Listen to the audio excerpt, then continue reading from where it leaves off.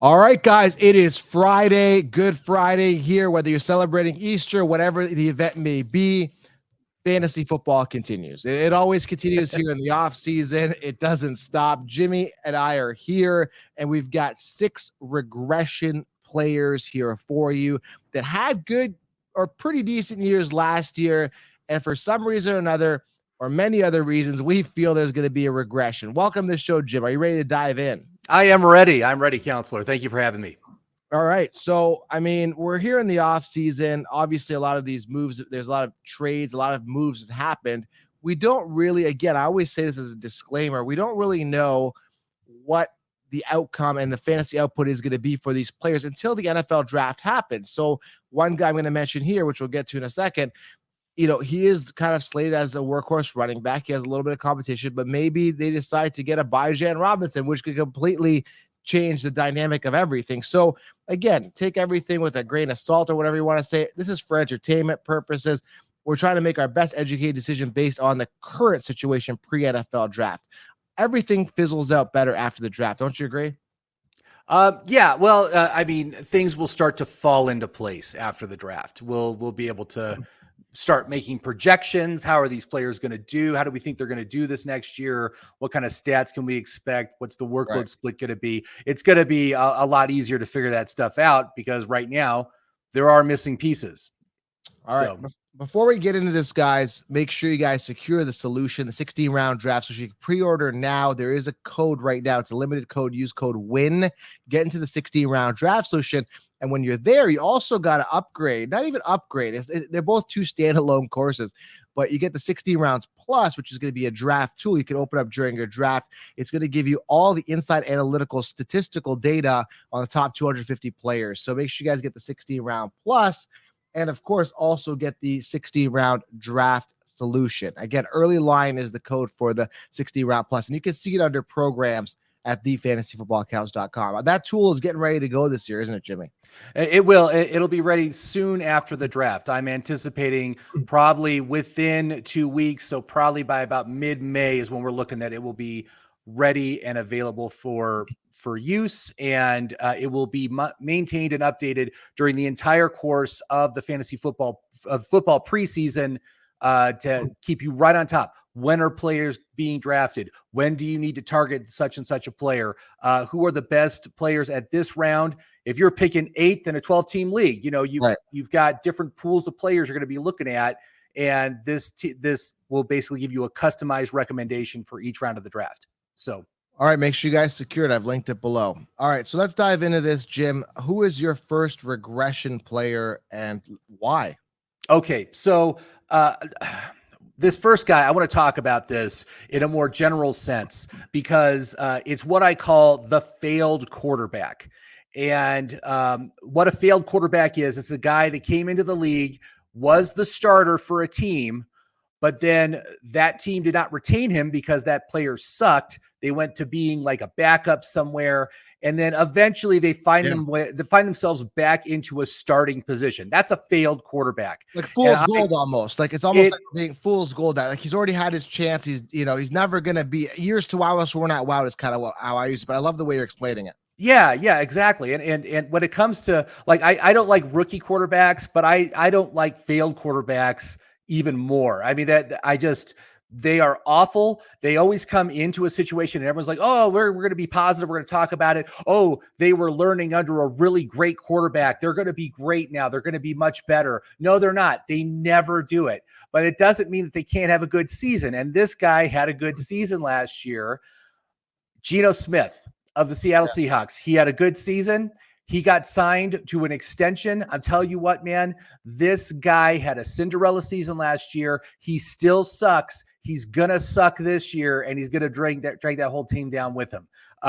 It's almost impossible to avoid these quarterbacks. Geno Smith was only able to be a starter for 2 years before they gave up on him, and he has been in the NFL for 9 seasons. Last year was somehow his best season by a huge margin over what he had ever done before. 4,282 yards, 30 touchdowns, 11 interceptions. He was fantastic last year. But I tell you what, man, regression is going to hit this guy hard. He's going to fall back into old habits, and it's just going to break everybody's heart in Seattle. I'm telling you that right now. Or he could have just come out of his woodwork, and this is really how good he is. And again, I don't see that happening either. But again, good coaching, obviously. Pete Carroll, decent offense. They got Kenneth Walker there. There is a chance he still does well. Now, based on, again, he finished 5th. I'm surprised he wasn't copied and pasted. I guess more people are sharing your, attitude on this, not really maybe thinking that he is fool's gold. But I see him here on the Conchiefs ranking, sitting 15th amongst quarterbacks, still behind Daniel Jones, Tua, Kirk Cousins, Deshaun Watson. 14th or 15th. Let's say 14th, okay? Yeah. Again, he finished higher, so I'm surprised he's not being copied and pasted. And again, do you think it's because of your reasons? I think so. I mean, we've seen too many examples of these quarterbacks coming in, and they could put together a good season, then they get the extension. I mean, Ryan Fitzpatrick is like the perfect example of this, right? I don't know if you recall, but when he played for the Jets back in the 2012, something like that time period, and he had that banner season. They gave him an extension. He came back the next year and he was so bad. He was just awful, right back to his old habits, a million interceptions. I'm telling you what, man, Geno Smith is at a huge risk for this happening again. So don't take him as your QB2. He's not going to repeat what he did last year. It's just a very dangerous regression situation. All right. I mean, I'm kind of torn on this. Geno Smith is not particularly somebody I'm targeting. As a quarterback too, if he's there, for a value, or if I'm in a 2-quarterback league, and I kind of waited on quarterback, which I tend to do because I go robust RB either way. Sitting there, I may consider it and hope on some upside, but I mean, I'm not overly excited this guy is going to become the next Mahomes or Jalen Hurts for any means at all. Right. And I mean, when you look at the other quarterbacks that are going around him, I truthfully prefer to have one of them. I'd prefer to have a Goff, or I'd even take a chance on Tua because it's a contract year for the guy. Daniel Jones was pretty decent last year. Maybe that offense will be better. I've like I said, regression. I'm just thinking he is not going to maintain. He is going to fall back to what he did last year, to what he typically does, which is not good. So, right. Yeah. All right. I'll give you my regression guy here. My first guy. We're going to do 3 each. And again, drop in the comments below who you guys think is a regression player for you guys and why. Love to get a reason. Don't just state a name, right? All right. So my guy here, it's very simple, is Josh Jacobs. Now, Josh Jacobs had a good year last year. Finished 3rd amongst running backs, 328 points. By far his best season. He finished 21st amongst running backs in 2019, 8th in 2020, and 12th in 2021. He's kind of been in and around the top 10. He's danced around that position, but he's never been outstanding. Now, obviously, contract year incentivized him for sure, and that was probably a big fire under him, right? Now, quarterback change, right? Another thing, Waller, who was the wide receiver 1 in 2020, and Renfro, who was the wide receiver 1 in 2021, based on volume and all that, were banged up last year. They had to check down. They had to throw it to somebody. Jacobs was a beneficiary there. So, he saw a lot of targets, quite a few receptions, 53 receptions, was a focal point of that offense. Now they've got in Myers, they've got Adams, they've got Hooper. Renfro should be healthy. Quarterback change now. It's going to be a different offense. And I don't know if Josh Jacobs is going to perform where he was. And I remember this guy, and always have remembered this guy as being a 3rd round kind of pick. Yeah. I mean, he was like a solid RB2, maybe mid to low end RB2 for most of his career before last year. So yeah. So again, I'm not expecting anything special out of Josh Jacobs, but he's going to be drafted relatively high. People are going to expect him to finish where he did last year. I'm not expecting that. He was typically a 3rd round guy, in and around with David Montgomery every single year. It's like Montgomery, Jacobs for the past 2-3 years. Right. I'm not, again, that's the Jacobs I'm seeing. I'm not seeing the Jacobs from last year, projecting that again this year. Definite regression for Jacobs. And I think a lot of people are going to overpay, and a lot of people are going to suffer this year because of it. Yeah. And I mean, just the volume that he got last year was unreal. 340 carries. That was second only to Derrick Henry, who only got like one more carry than him. I think Derrick Henry had 341. Yeah. And so that's definitely going to fall back. I mean, it's going to fall back into the mid 250s, right in that range. I figure that's a huge loss of volume for the guy. Yeah. Even if he maintains like the yards per carry that he got last year, just having, 80 fewer carries over the course of a season is going to have a massive impact on his output. Yeah. And he's going right now RB9 coming off the board as the 9th running back. I'm not sure I could pay that. We do have the quarterback change going from Carr to Garoppolo. Garoppolo has health issues. Like Garoppolo can't stay healthy. Right. So that makes me worry about him more than Carr, because at least Carr was reliable. So if Garoppolo goes down, who's the backup there? I don't even know who the backup is for the Raiders right now, but we're talking downgrade, a potential risk here. So yeah, I do agree that I think he is a very high risk, especially at where he's going on the draft board. Yeah, I can't remember. I saw it come up on my screen. I don't know if it was a Hoyer or one of those bottom feeder guys. Yeah. I don't even know who it is. I couldn't even Right. tell you. It's just nobody cares. Because Right. Jimmy Garoppolo isn't even that good. Never mind whoever Jimmy Garoppolo's backup is. Yeah. And I also have to say, he's got to feel a bit bummed out that they just franchise tagged him and they didn't give him a big payday, after what he did last year. Yeah. That's a blow. I think it's going to take a little bit of steam out of his, out of the fire under him. And so I'm just not excited about the upside potential for Josh Jacobs, because I think it's going to fall back. It's going to fall back to what he typically does. Yeah, I was right. Brian Hoyer is the backup. So again, you look at names like Brian Hoyer, you're like, how is that guy even I forgot about that guy, right? Right. It's like, I don't even know how these guys stay in the league. And they, Nate Peterman, I think, just signed a deal with somebody. It's just some names, they just linger around. And that's how desperate people are for that position. So if you're a young person out there and you want to get into a sport, maybe a quarterback, it's such a well sought out, high paid position. There's not a lot of people in the country that could do it. So yeah, and I think the best job in the NFL is to be a backup quarterback to a very reliable star quarterback. Yeah, you tried the pine. You could have. I remember when I was growing up. I grew up in Denver, and but when Elway was there, and behind Elway was Gary Kubiak, and greatest job in the world for Gary Kubiak. He hardly ever had to go out, and what he did, he was great. But that's the job. That's the job you want. Yeah, for sure. Yeah, just ride it out, get paid, go with the team, watch free games, win Super Bowls, and do there you go. Yeah. I mean, what else could you ask for? Pretty nice. All right. So who do you got here? So yeah, I don't see Jacobs doing as well this year. So who do you got here at your number 2?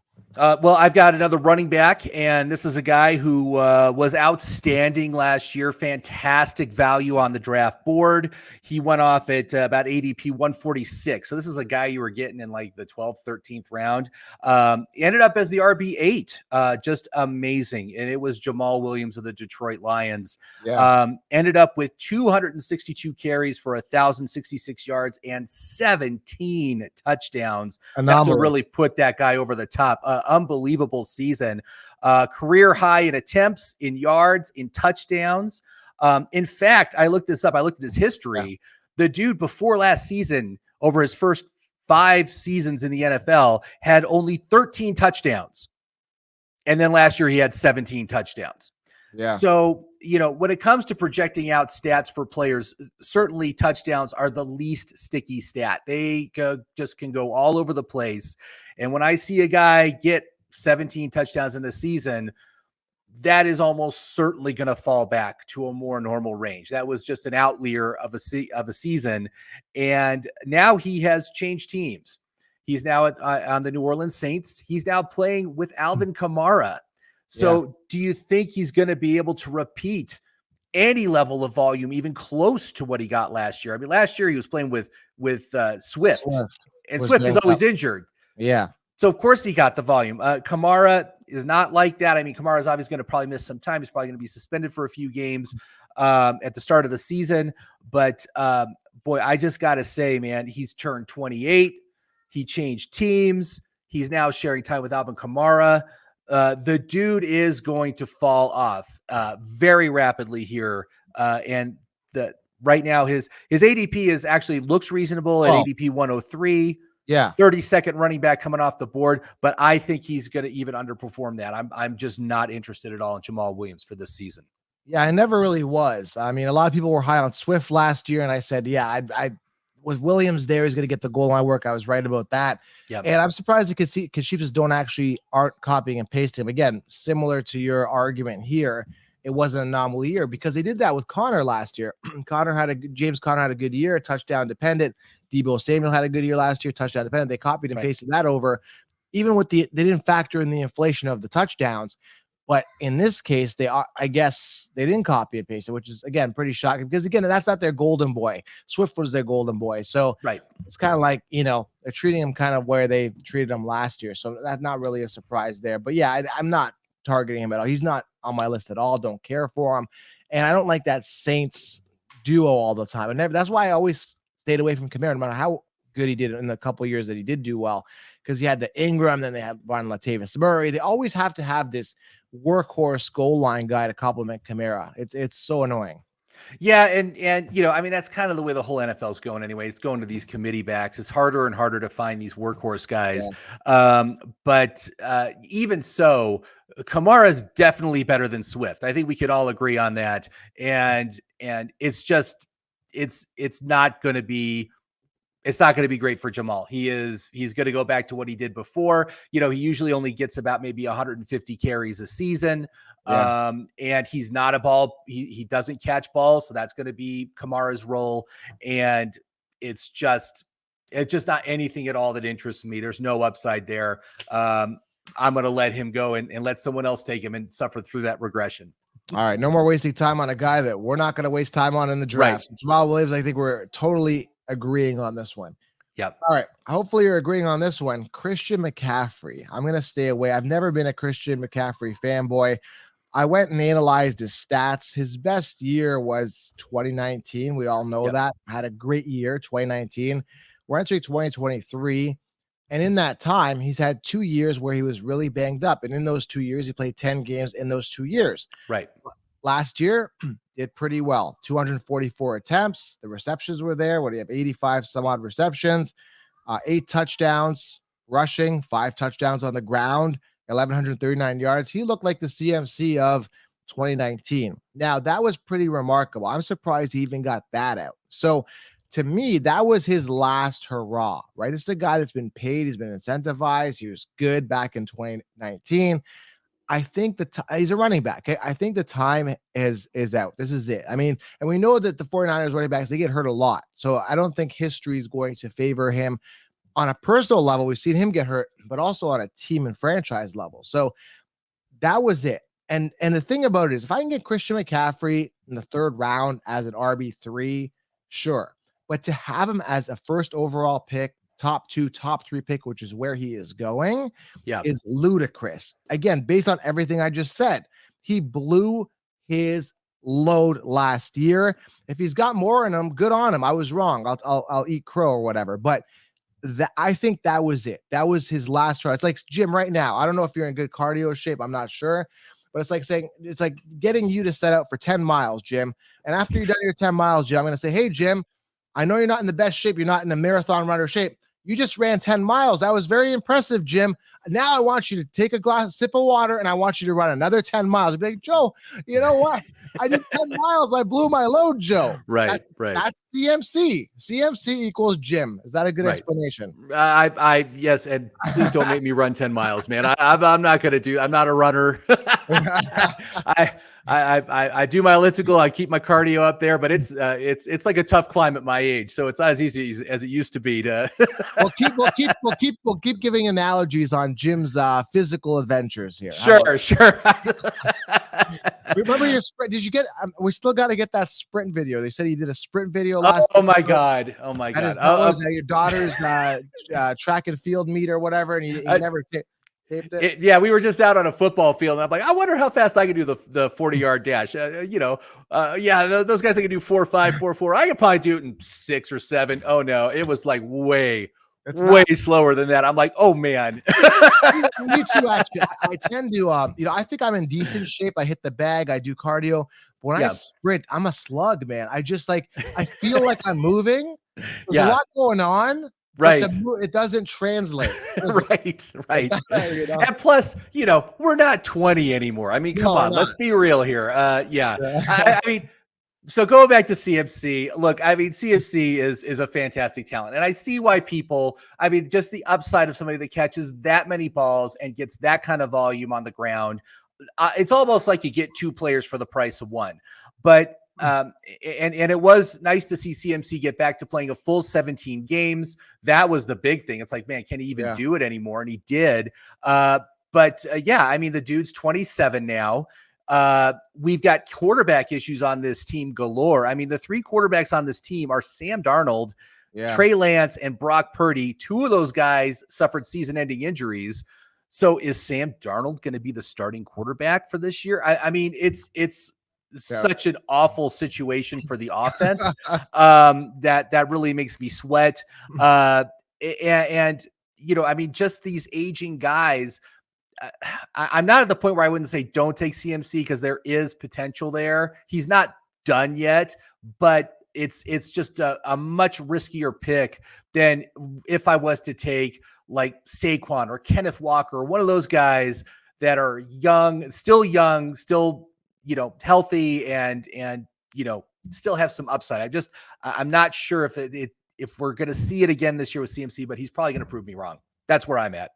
We're gonna have to see. It's gonna be interesting, but I'm not paying that price. I'm gonna sit down, let the fireworks play out how they will, whether he thrives again or not. I'm just not gonna pay it.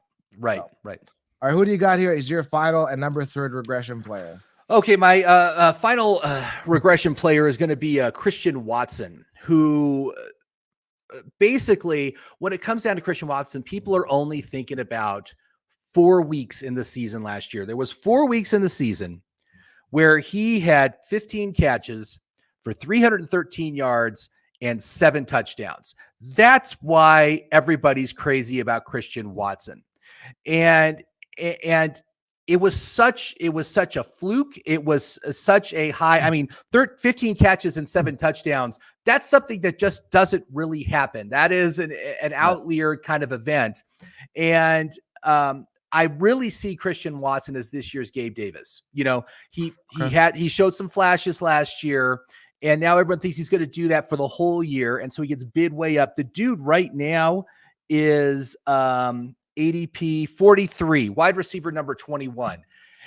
And I'm just not seeing it, man. We've got a downgraded quarterback. We're going from Aaron Rodgers, Hall of Fame, to Jordan Love, who knows, right? And he never really received a lot of volume. He only averaged less than 6 targets per game in 2022.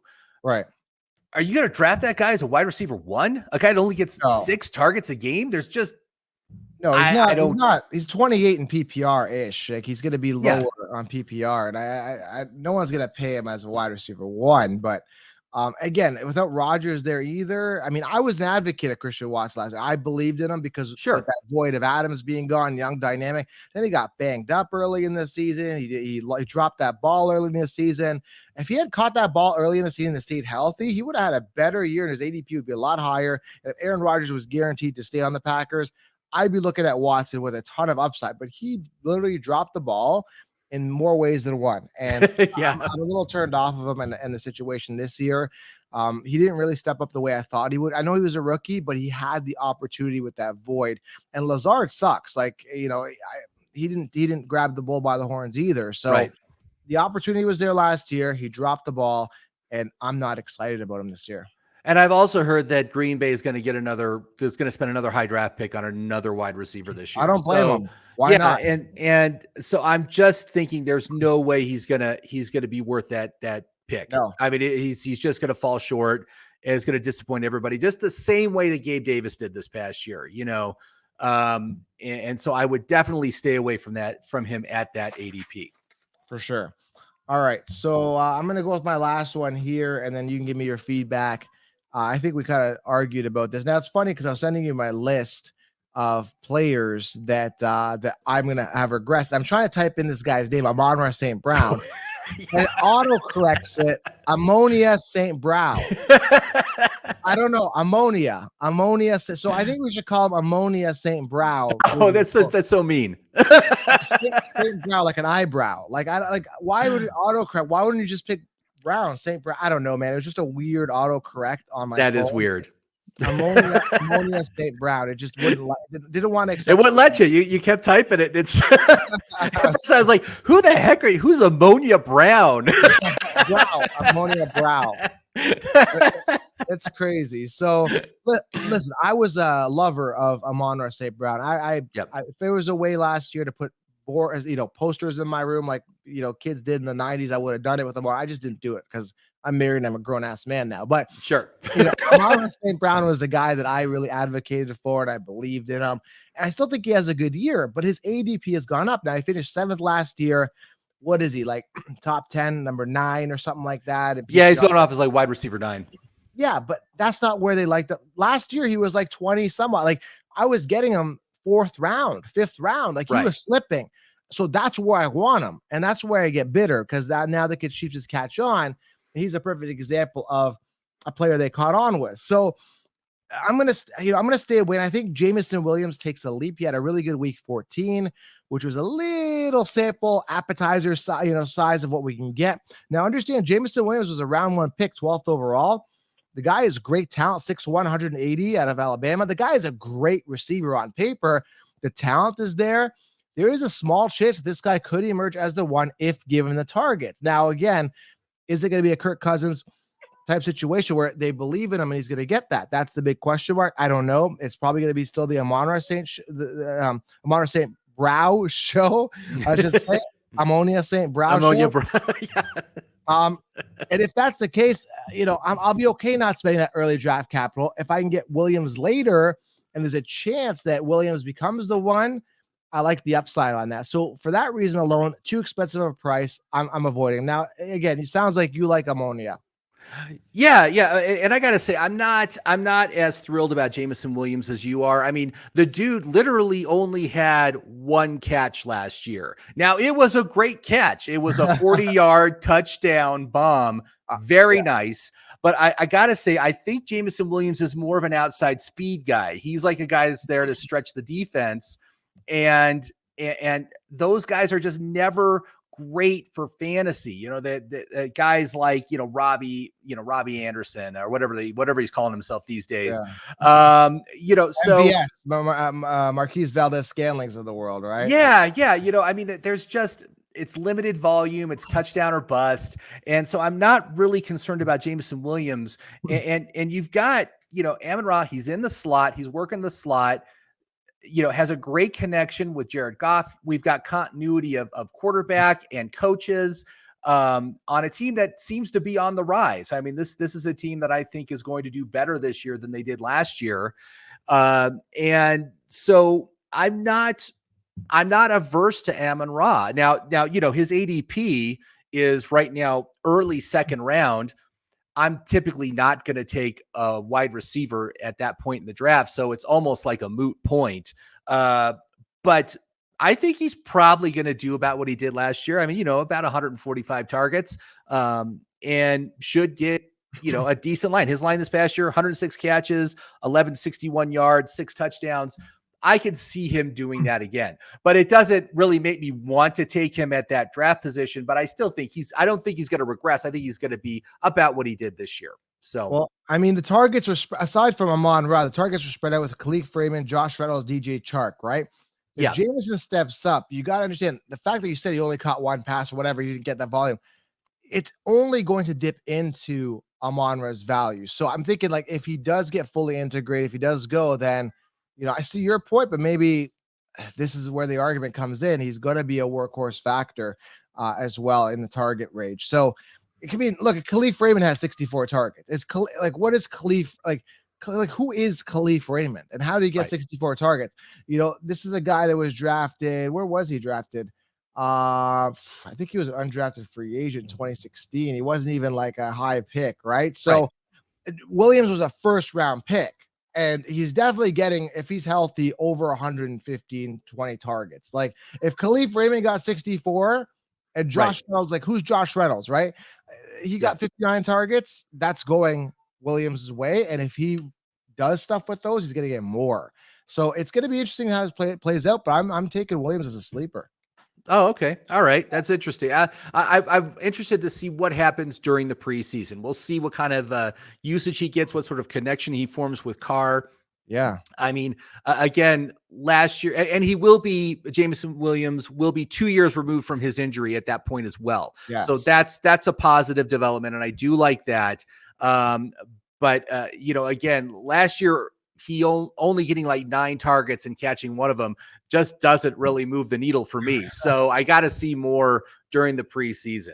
And I don't even know where do you know where Jameson Williams is going on draft boards right now? That's what I was trying to look up right now. He is probably going to be an absolute steal of a deal. He is right now, I see him at 45 amongst wide receivers. So I don't know what that ADP would project out. 100. I gotta look it up, but he's up there, man. Let me see here. Where am I showing him right now for running backs? I'm sorry, wide receivers. Yeah, he would give me a second. I'm looking up as well. I mean, 45 amongst wide receivers. I mean, he's EDP right now is 57. That's kind of risky, man. That's where you're taking like maybe your second or third wide receiver at that point. I really got to see more in order to take a chance on that. you got him 57 overall. That doesn't make sense. I got him right now. ADP at 57 right now. So that's where I'm seeing him on bet. That's on best ball right now. So that's best ball. Okay. Yeah. So, but regardless, if he was the guy that was going after the 10th round, he's worth taking a chance on. I see him at 107 overall. 107, really? Okay. Yeah, he's 107 overall in PPR. 45. No, wide receiver 45. Oh, wow. Okay. Well, on the Concheapsis. Right. Yeah. See, that would make sense. I'd be more interested in him if he was there. Yeah. So maybe your best ball people have him a little higher. Maybe they listened to this podcast before it came out. I don't know. They love the wide receivers. They grabbed so many wide receivers early in those best ball drafts, and you got to adjust for that. So, So, all right. Cool. There it is, guys. 6 regression players for you. Geno Smith, Josh Jacobs, Jamal Williams, Christian McCaffrey, Christian Watson, and Amon-Ra St. That's right. Yeah. And so, let us know down below, who do you think is going to regress this year? And let's throw some names out. I want to hear some other players that you people aren't feeling good about for this upcoming season. So, and we'll put it out at the front of next episode. We'll ask, and we should ask this question leading up to the season. What is more likely to happen? Christian McCaffrey having a pinnacle season, or Jimmy Maverick finishing 2 20-mile runs? 10-mile run and another 10-mile run right after. Which is more likely to happen? Right now, I would definitely put my money on CMC. All right, you heard it here, but maybe people will think the other way. Maybe they'll root for Team Jimmy. All I got to say is if you see me running, you better start running too, because something is chasing me. So that's all I got to say. That's a good one. I never heard that one. All right. So that's it, guys. You heard it here from Jim. And 6 regression players, approach with caution and get 16 rounds so you know who to draft that won't regress. All right, Jim. Thank you, Counselor. Thank you for having me today, and have a great rest of your week. We'll talk soon, guys. Have a good weekend. Okay. Happy Easter. Bye-bye. Bye now.